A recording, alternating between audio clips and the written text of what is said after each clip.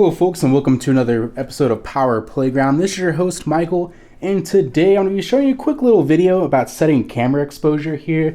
Now I'm going to be using a Canon EOS M2, and this is the general settings and everything shown here applies to most of Canon's DSLRs. Okay, I'm just going to give you a quick and dirty here. This is not like an in-depth tutorial. I'm just going to show you my particular process here. So I'm going to go ahead and just kind of detune everything initially just to show you all.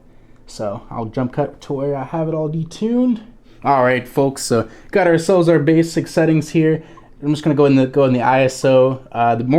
The bigger the number, the brighter your picture will be. However, you do not want to go to a very large number because what will happen is you'll introduce more noise into your picture. So usually for outdoors, you want to set between 1 to 200 and 400 to 800 for any indoors, 1600 above for really low light situations, but you don't generally want to steer away from that just because that'll introduce a lot of noise. So we're going to go with 800 because there's not a lot of supporting light in this picture here.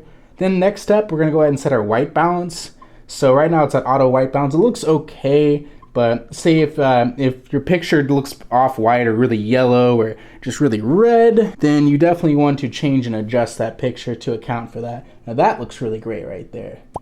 So yeah, we'll set it to tungsten's usually good for like if you have just incandescent lighting, and then fluorescent's great if you have a lot of fluorescent lighting. Okay, so we're gonna go ahead and set our f-stop here, and we're just gonna, the lower the number, the brighter it's gonna be. However, you are gonna get depth of field issues if you go really low, which means that the thing that's focused on most will show up really, of course, really focused in, and everything else will be blurry. That's just gonna really wreck your autofocus when you're trying to track anything with a bit of motion.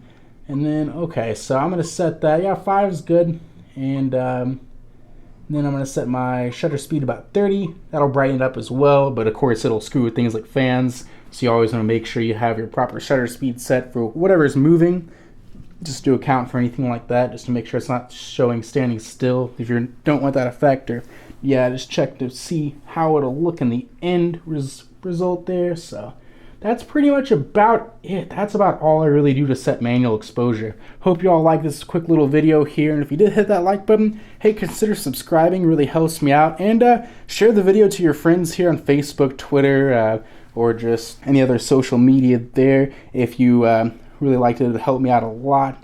Really would appreciate it, and have a good day.